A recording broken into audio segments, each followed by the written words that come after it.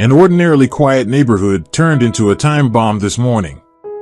Neighbors, who had hoped to get some sleep on their day off, were now all awakened by screaming and ready to tear apart the noisy couple from apartment 62. Some had already gone out into the entryway with their sleeves rolled up. Someone was just cursing, indignant that it was impossible to live like that. In general, the quiet life of this house was over when it had barely begun. The mother and her 2 infants, who could bawl practically all day, had just moved out of the apartment, and now there was a period that confused everyone. There was a lull, and then the conflict flared up again.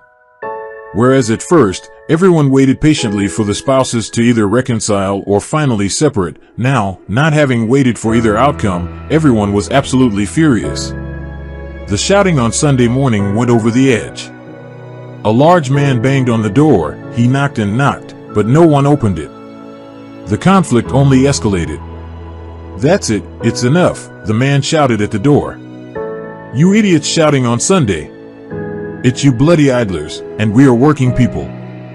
Because of you, it's impossible to get a good night's sleep on your only day off.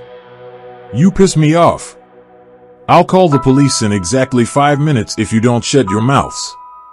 I won't touch the woman, but you, Adam, if you try to come out, I'll tear you apart.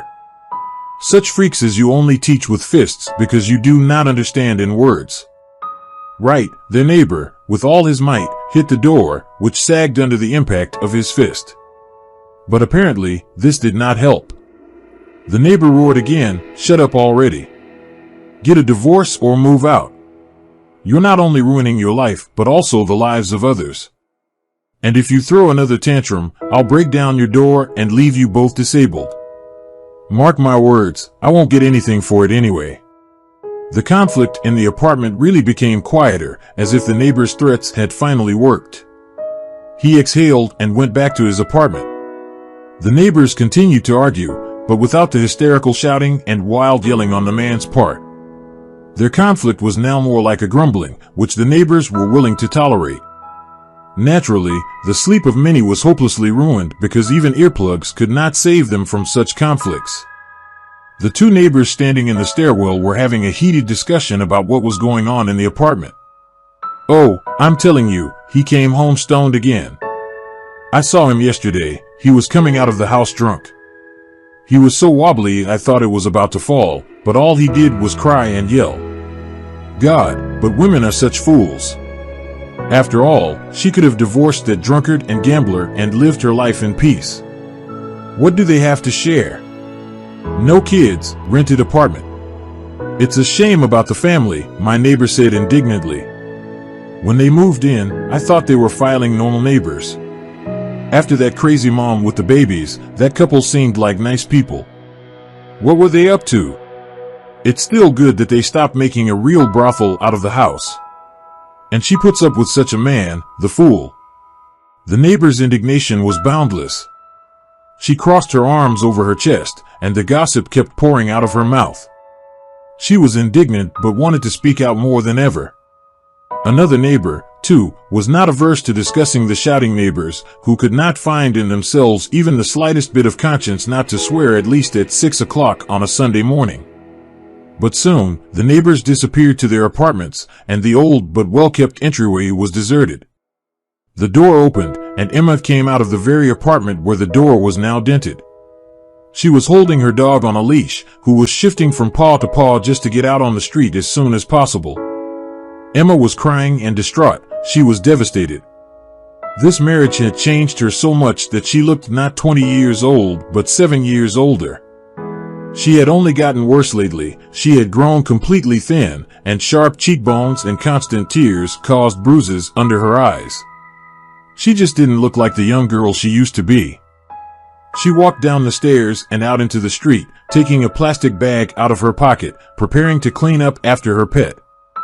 The dog was the only thing she had left from her past happy life. This marriage was the biggest mistake of all. She would never forgive herself for letting herself fall in love with such a disgusting man. And now she found herself trapped here. The girl stood on the grass and watched the dog as it chose a place to rest. Finally, the dog laid down on the green grass and began to roll around on it, his favorite pastime. Emma took a bone out of her backpack and tossed it to the dog. It would bring her a rubber bone, and she would throw it again. Emma used to be afraid to leave the house at all, knowing full well that the neighbors hated her. But now she didn't care anymore. She looked tiredly at the house in which she could find no peace and watched the dog again. "You came," the loud voice of the same neighbor who had been banging on the door this morning and even bent it. "I'll have your guts for garters someday." "What the hell are you yelling about?" "Your idiot husband yells so loud it makes my ears pop." "I said I wouldn't hurt you, but I've changed my mind," roared the neighbor and lunged at Emma. But the white-haired mongrel dog broke away and, barking loudly, bared his teeth and stood between his mistress and his attacker. He pressed himself to the ground, grinning harder and harder. The neighbor stepped back and had his hand ready to defend himself just in case the dog lunged. "Call off your dog. I'll poison your mongrel freak too. Why should we be punished like this, you fool? You were a beautiful woman. Why the hell did you get mixed up with that guy Travis?" "Get away from her," the wife said sharply, seeing her husband once again throwing himself at the neighbor. She was tired of these scandals herself, but not so tired as to attack the young woman. The husband looked back at his wife and went to the store. The neighbor peeked out the window and said quietly, but just enough for Emma to hear her, "If you need help, just say the word, and I'll help you. I got out of a toxic relationship like that myself. The truth is, I'm in almost the same relationship now. My husband is not a bad man, but you just drove him to it. I'm not responsible for him, but if I hear any more screaming, I'll call the police. You can come in the middle of the night with a suitcase, and I'll help you leave, okay?" Emma nodded. She really needed help, but did not know how to tell her neighbor that she had no documents. He took her passport, police, driver's license, and even her bank card. But where he kept all her documents remained a mystery. Emma returned with the dog to the apartment where her drunken husband was sleeping. She went quietly into the kitchen to make breakfast. The dog followed her tail. She was really scared this morning, only she wasn't afraid for herself, but for the dog. It was her only ray of light in this hopeless darkness. Emma looked at the dog sometimes and thought she should have given him into the good hands, just so the dog would be happy. But without a dog, she couldn't survive in this worthless apartment. Emma listened to her neighbor's words. She knew she had to get out herself. But what would she do without papers? What would she do without money? Most of all, she was afraid of being left to wander on the streets because she had no one to turn to. Emma had made her breakfast and was serving food when her husband woke up and entered the kitchen with a hangover. He was ready to eat anything. Emma sat across from him, and the dog sat next to her. She rubbed it behind the ear. "What did our neighbor catch you?" her husband asked. Even in spite of his spouse, the old geezer always thinks that he will not get anything for it. "Well, my friends will come. We'll prove to that ghoul that we're stronger than he is. That neighbor Travis thinks too much of himself, and how he and his wife fondle the whole house also hears, except that no one comes to yell under the door indignantly." Adam, laying in a plate the second portion of salad, asked, "Aren't you sick of it? We've got to get out of here. It's more like a surreal life than a normal one. Even with a hangover, you don't know why your dog barks when we fight. Is it protecting you? I'll kill it in you before she knows it. I still don't get it. Why the hell did you take an ordinary mongrel dog? You had the money, so you would have got a normal dog. But this looks like a Dalmatian, only there are no spots. But it's still not a dog. A pit bull, an American bulldog, wolfhounds, these are real dogs." The man continued with a hangover. He was carrying everything. "You were with another woman yesterday," the girl said, trying not to rekindle the conflict. She was silent again because she didn't know how to find the words. Her husband's cheating was becoming so obvious that it had become unbearable, and he only smiled. "And what will you do to me, reckless fool? If I have 2 women, you shouldn't worry about it. And further, set the table tonight. My friends will come. We will play, and if you dare even open your mouth in front of my friends, then you yourself know what I will do to you. So know your place, woman, and your place is at the stove." Clean the whole apartment before evening, he said with this smirk. We need so many snacks and drinks to last until the morning. And don't worry about the neighbors, James has everything under control. He will agree with the police that no one will come. He laughed when he saw her distraught, rather sorrowful face. Why are you staring at me? No one will save you if you get hurt, you can't even count on that. You're dumb, a woman is a woman. What are you talking about? It's your job to have kids and serve your man. Who do you think you are? That's it, this conversation is over. Adam said firmly. He got up and went into the living room. Emma heard the sound of the cap flying off a bottle of beer, another bottle of beer, and it was only morning. Emma could feel the tears running down her cheeks. She was trapped, and it was getting harder and harder on her. Maybe it really would have been better to stay outside than in these conditions. The dog put his paws on her lap, reached up, and licked his mistress's crying face. The woman hugged the dog and felt its warmth, her closest friend, her only close friend, even though this dog was not human. Emma could hear her husband talking to some friend as they discussed the evening drinking. Emma cringed, realizing that she would have to endure another nightmare surrounded by her husband's friends, only she had a hunch that tonight would turn out much worse. Emma went outside, leaving the dog at home. She wanted to buy groceries at the store, but immediately ran into the very same neighbor. Okay, I'm sorry, Travis said, rubbing the back of his head. Well, I got angry. I know what it's like for you. Well, rather, I don't know. My wife told me how you can get addicted to a man, and then you can't find your way out. You come to me if you need anything. I'll put pressure on him, and you will go away if you need it. My wife told me it's not that simple, but you can count on us if anything happens. And I ain't gonna hurt your dog, you don't have to be afraid. But I can't guarantee your husband's safety, Travis said. He patted the girl on the shoulder and left, returning to the entrance. The girl bought the items on the list and returned home. She understood that in her situation, support was more important than ever, but she cannot ask for help. Suppose she ran away, then what would happen? The neighbors don't know that Emma is actually rich, that every month she gets a lot of money on her card. They don't know that her husband has that card. Every time her husband went out, she looked for where he might have hidden her things, but she couldn't find any documents. She already suspected that he wasn't hiding her things in their apartment, but most likely with one of his friends. And she couldn't leave the dog behind. She knew that in her husband's hands, she would die. Emma got busy cooking. She knew that at first, the company would only be drinking and playing cards, and when the concentration of alcohol reached a certain level, they would get a gorging attack, and a real feast would begin. She cooked a roast, she put the potatoes to boil, prepared appetizers and main courses, but all she could think of was that she had to get away from here by any means necessary. No more tolerating the horrible attitude, she had to stop waiting for help. At the end of this week, she wanted to pack her bags. She would run away when her husband went to play with James. And I don't care how her escape ended, better than being held hostage by her own husband. It was getting late, and Emma was going crazy waiting for the nightmare.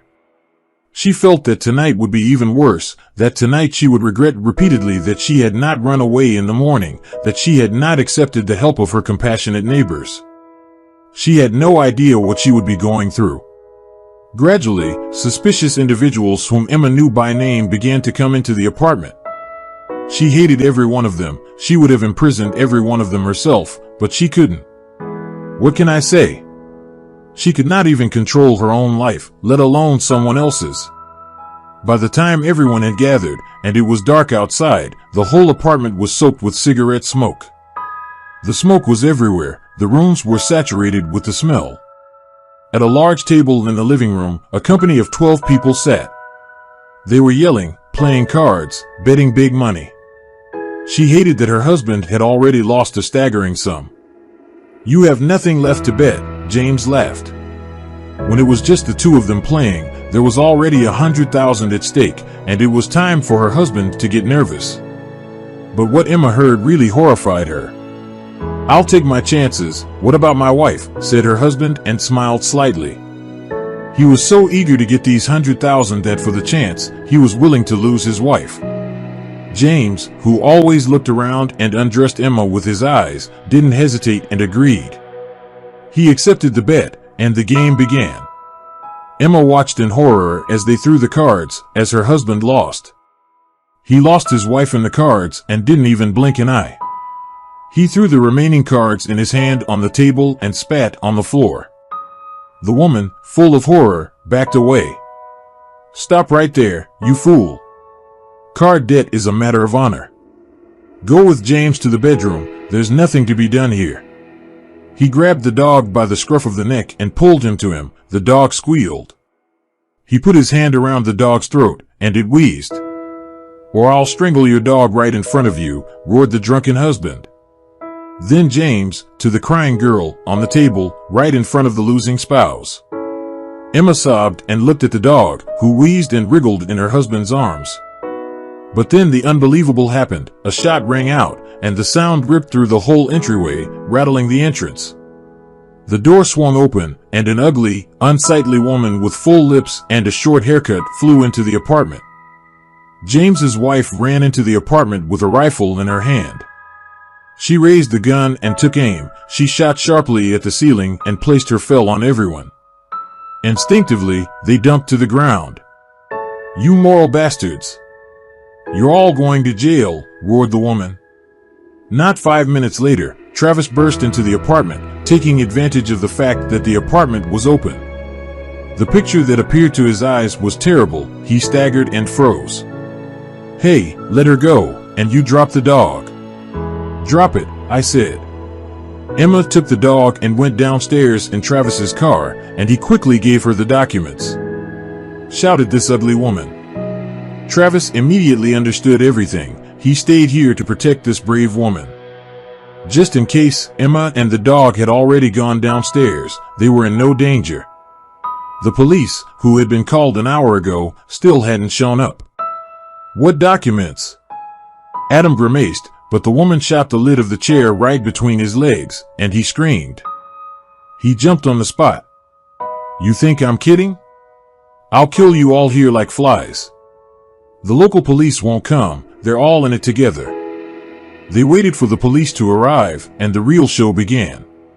Each of the people sitting here had an extensive list of things they were now going to serve time for. They could no longer rely on the local police, who would now also face punishment. The woman went downstairs to the car. She put the crying Emma and her dog in it. "We will drive for a long time, and without stops, most likely only at gas stations. We will eat on the way too. There's no turning back for both of us now," said Sarah after Emma's words of thanks. Sarah hit the gas, and they drove off. "Is the dog all right? Are you all right? Your documents and your card are here. That's it, Emma, you've had enough," said the woman.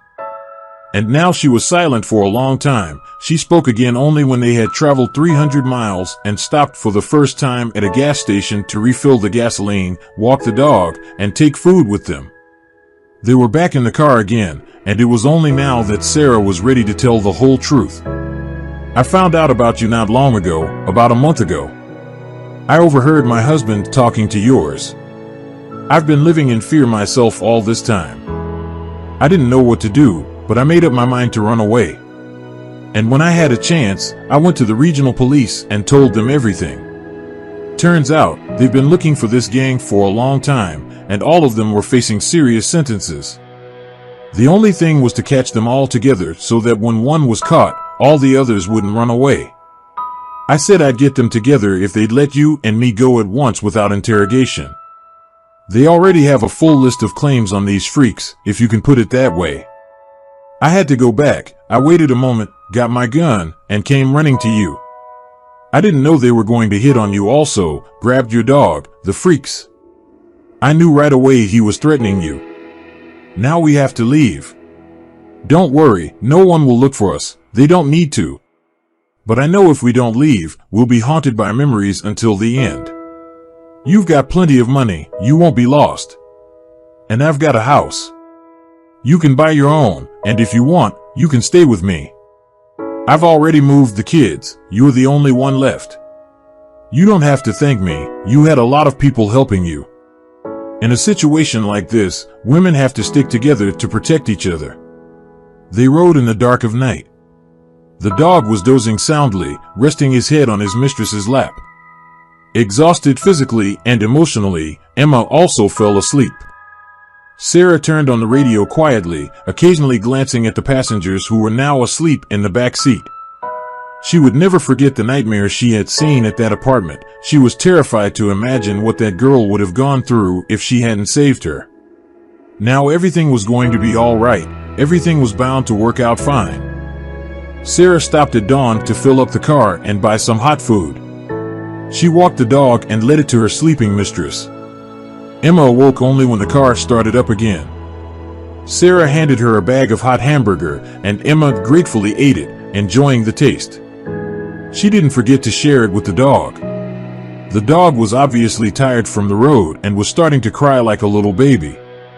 "It's okay, we'll be home soon, just a little longer." "I'm sorry I called the woman, she's selling a cottage. We can go to her place first, maybe you can buy it, so you have a place to live. You said you wanted to live alone, I respect your choice, I even envy it. I'd like to be alone in this situation myself, but I have children. It's about 13 miles to go, maybe a little less, so we'll be there soon." "You better tell me why the dog has such a strange name, Odette," Sarah asked. She wanted to distract Emma from the torrent of gloomy thoughts and disgusting memories of the night before. It was a silly thing to do. "I don't know. One morning, I was out jogging, and suddenly I saw kids put a snow-white puppy on some plank and lowered it into the water in the pond in our park. They were laughing, and the puppy stumbled and fused, and the board chipped over. I chased the kids away and jumped in. I got her, the dog, in inhaled water. We spent 3 hours at the vet's office while they checked her up. I loved a cartoon when I was a kid where the sorcerer turned the princess into a swan. Well, I thought it's white, and I found it in the water, so that's the swan, so it's so dead. The swan princess." Then Emma laughed, smiling, remembering how ridiculous and pretty a puppy Odette was. While she was talking, they drove up to a small cottage where they were met by a kindly hostess. James's wife explained where she now lived and that Emma could call for help at any time. Emma hugged her savior, thanked her warmly, and said goodbye. Left alone with the cottage owner and the dog, she toured the house and was delighted. She immediately prepaid, and delighted by the successful transaction, the landlady left to begin preparing the transfer of the documents. Emma was alone for the first time in such a long time, and for the first time, she felt happy. She couldn't even believe she was finally saved. She had survived a real nightmare, and now she truly deserved happiness. A month later, she had already received her divorce and the deed to the house, which was now entirely her own. The girl was learning to live again. She was learning to live safely. And even though she sometimes had nightmares, she was happy. Her husband had been sentenced to 12 years, but knowing his character, it was safe to expect that he would never get out of prison. Emma sat on the soft grass by the river. The beautiful tranquil river that spilled 3 miles from her house soothed her. The dog was running by the river. It went into the water twice, but quickly lost interest in swimming. 2 children were building a castle out of river sand and laughing. The bits and apples were lying next to them. Sarah, who had lost a lot of weight since she had stopped eating stress, was standing waist deep in the water. She was already coming out, treading carefully on the rocky bottom. They now lived side by side and were like family to each other. "Have a swim, the water is lovely," the woman said, smiling broadly. "It's beautiful here, look at the river. They say there's a big backwater, fishermen sit there. We could go fishing too. I've been fishing all my childhood, and I'll teach you," said Sarah. She sat down next to her friend and asked more quietly, "Do you still have nightmares?" Emma nodded at her question. "Nothing. It will pass, we're both safe now. I hope the children will forget what they've been through. They're so happy now, so joyful. My heart is bleeding to think of the nightmare we lived in. We had enough suffering. It's time for a fresh start. You have nothing to worry about. Your ex-husband died in prison, yes. It became a lot easier, honestly admitted Emma, who was informed about the death of her ex-husband from an overdose.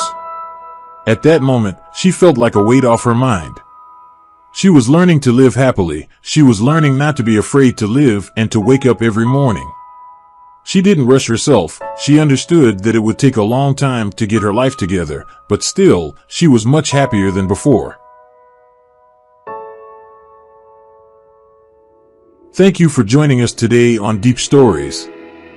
Be sure to like and subscribe and hit that notification bell so you don't miss out on our next video.